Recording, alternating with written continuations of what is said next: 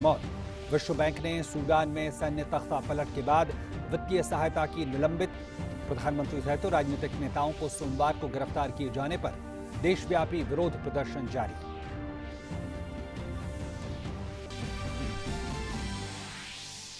और आईसीसी टी20 विश्व कप में आज ऑस्ट्रेलिया की श्रीलंका से होगी भिड़ंत। नामीबिया की टीम ने सुपर 12 राउंड में दर्ज की पहली जीत। स्कॉटलैंड को दी मात। वहीं इंग्लैंड ने बांग्लादेश को 8 विकेट से हराया।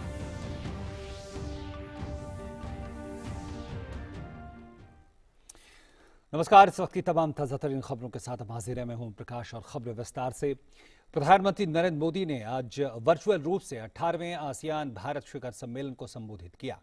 प्रधानमंत्री नरेंद्र मोदी ब्रुनई के सुल्तान के निमंत्रण पर शिखर सम्मेलन में शामिल हुए।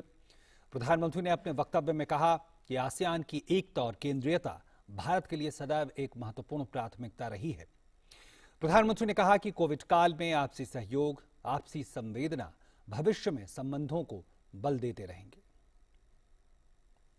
कोविड-19 महामारी के कारण हम सभी को अनेक चुनौतियों से जूझना पड़ा, लेकिन यह चुनौतीपूर्ण समय भारत आसियान मित्रता की कसौटी भी रहा।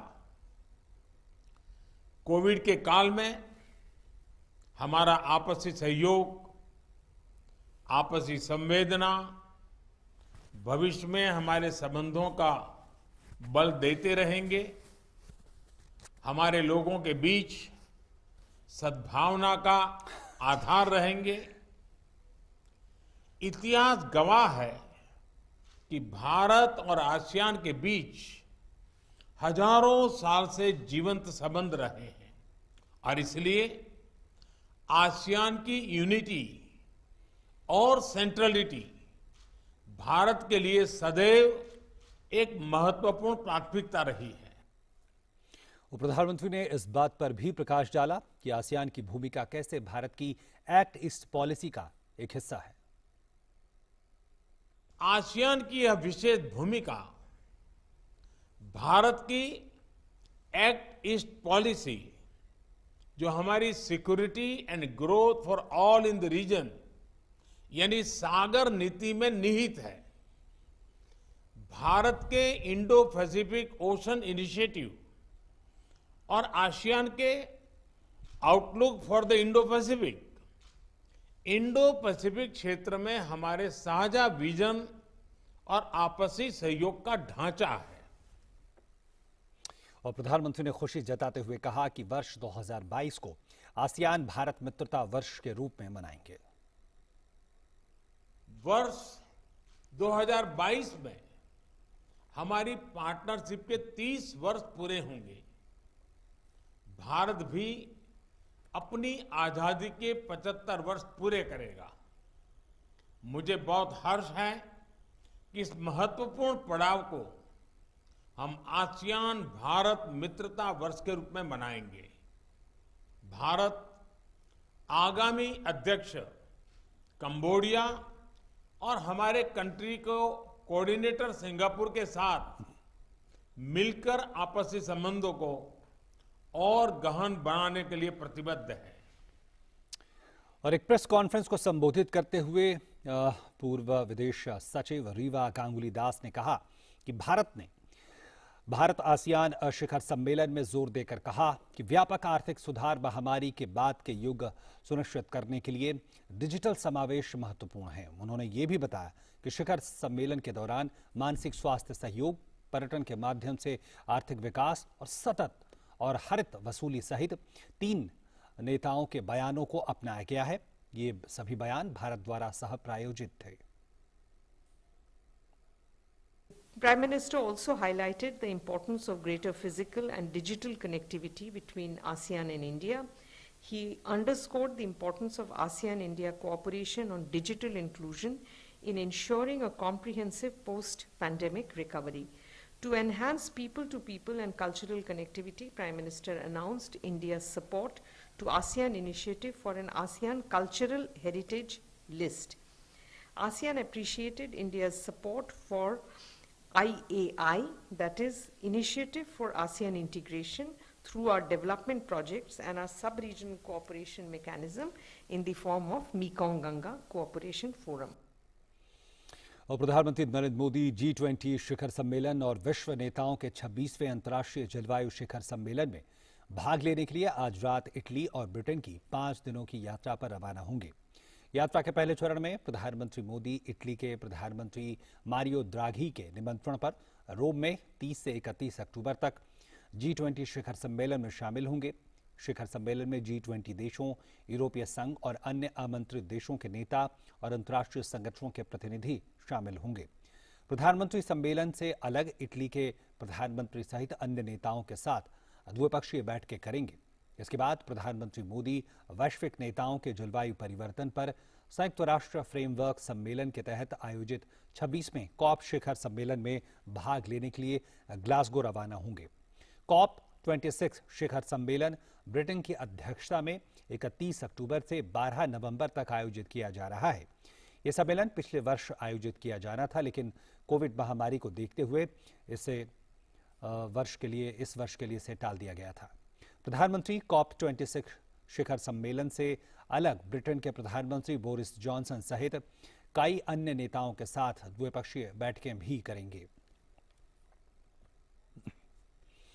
सुप्रीम कोर्ट ने नीट अंडर ग्रेजुएट परीक्षाओं के नतीजे घोषित करने की अनुमति दी है। National testing agency supreme court में बॉम्बे हाई कोर्ट के उस आदेश के खिलाफ पहुंची थी जिसमें हाई कोर्ट ने नतीजों पर अंतरिम रोक लगा दी थी। 2 छात्रों की याचिका पर बॉम्बे हाई कोर्ट ने अंतरिम आदेश दिया था।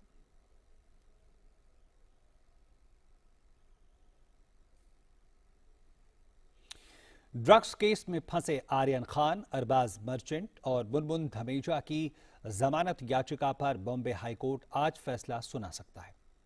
हाईकोर्ट में आज एनसीबी अपनी दलीलें रखेगा। तीनों आरोपियों की ओर से दायर जमानत याचिका पर बॉम्बे हाईकोर्ट में कल भी सुनवाई हुई थी। आरोपियों के वकीलों ने अदालत से जमानत देने के लिए दलीलें पेश की थी। आर्यन खान की तरफ से जमानत के लिए पूर्व अटॉर्नी जनरल मुकुल रोहतगी पैरवी कर रहे हैं। वहीं एनसीबी की ओर से एडिशनल सॉलिसिटर जनरल केस लड़ रहे हैं।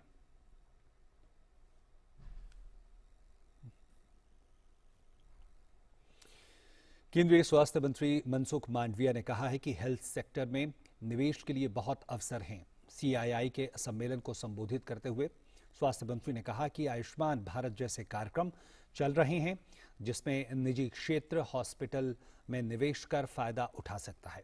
उन्होंने कहा कि भारत में हेल्थ केयर सस्ता और वर्ल्ड क्लास का है। इसका फायदा देश उठा सकता है और मेडिकल टूरिज्म का एक बड़ा हब बन सकता है।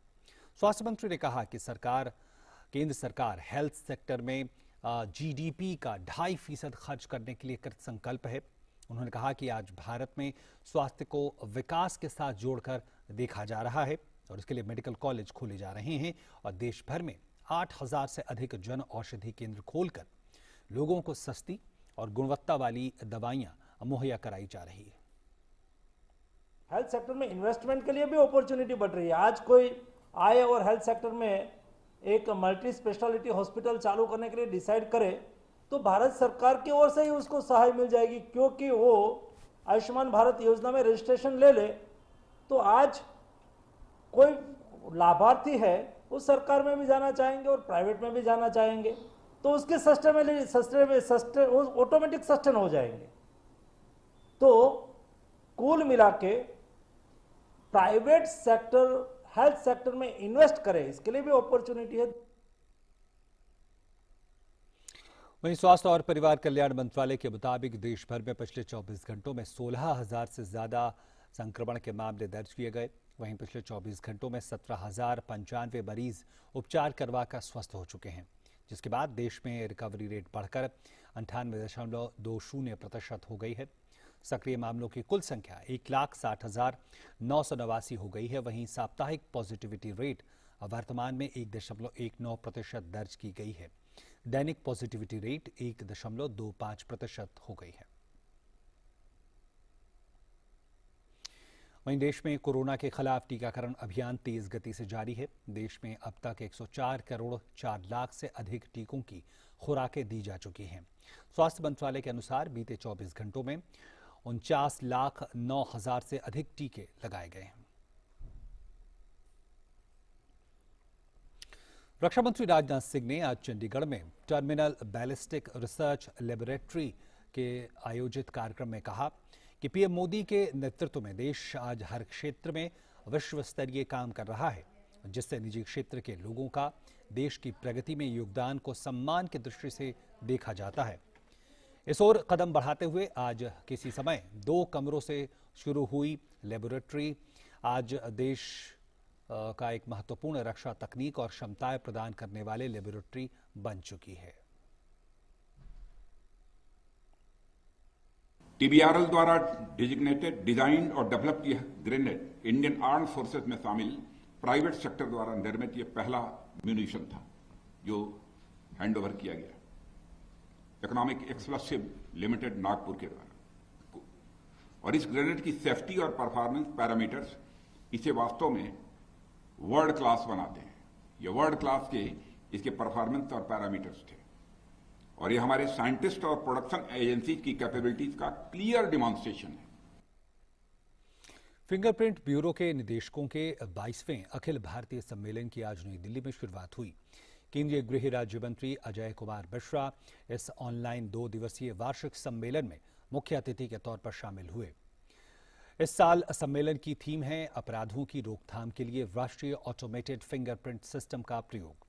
गृह राज्य मंत्री ने सम्मेलन को संबोधित करते हुए कहा कि ऑटोमेटेड फिंगरप्रिंट शिनाख्त प्रणाली को देश भर में लागू किया जाएगा ताकि अपराध का अन्वेषण और अभियोजन सही तरीके से हो और अपराधी को सजा मिल सके।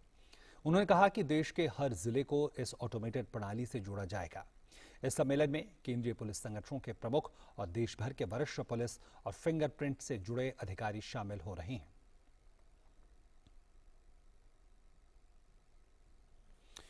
दक्षिण भारत के पर्यटन और संस्कृति मंत्रियों का 2 दिवसीय सम्मेलन आज से बेंगलुरु में शुरू हुआ। इसका उद्देश्य विभिन्न हितधारकों को क्षेत्र के विकास के लिए केंद्र सरकार की परियोजनाओं और पहलों से अवगत कराना है। केंद्रीय पर्यटन और संस्कृति मंत्री जी किशन रेड्डी ने आज कार्यक्रम को संबोधित किया। उन्होंने कहा कि केंद्र ने देश में पर्यटन को बढ़ावा देने के लिए कई कदम उठाए हैं। उन्होंने सभी हितधारकों से आगे आने और कई नीतियों का लाभ उठाने का आह्वान किया, जिससे न केवल पर्यटन क्षेत्र को मजबूती मिलेगी बल्कि देश में रोजगार के भी अवसर पैदा होंगे। Central government ministries of tourism have taken several measures to boost tourism, also encouraged investments in tourism sector. Friends, the initiations include a national tourism policy that we wish to unveil after close consultations with states and all stakeholders. Consultation to provide industry status to various tourism projects, unsecured loans to tour operators and tourist guides who have been affected by the COVID pandemic times. And it is important that we come together and use this as an opportunity to rethink, regenerate and reinvent the tourism sector. राष्ट्रीय स्वयंसेवक संघ की 3 दिवसीय अखिल भारतीय कार्यकारी मंडल की बैठक आज शुरू हुई। सरसंघचालक मोहन भागवत और सर कार्यवाह दत्तात्रेय होसबोले ने दीप प्रज्वलित कर बैठक का शुभारंभ किया। 3 दिनों तक चलने वाले इस बैठक में संघ के 350 से ज्यादा बड़े अधिकारी शामिल होने की उम्मीद है। बैठक में देश की वर्तमान परिस्थितियों पर भी चर्चा हो सकती है।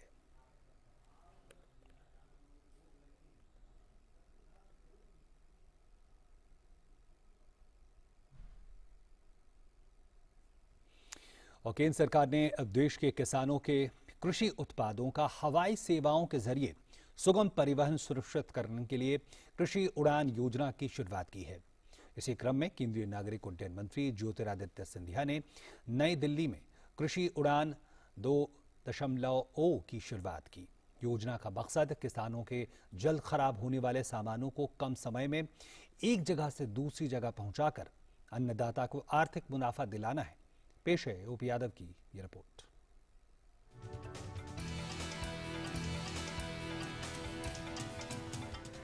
केंद्र सरकार देश के किसानों की आर्थिक तरक्की सुनिश्चित करने के लिए प्रतिबद्ध है।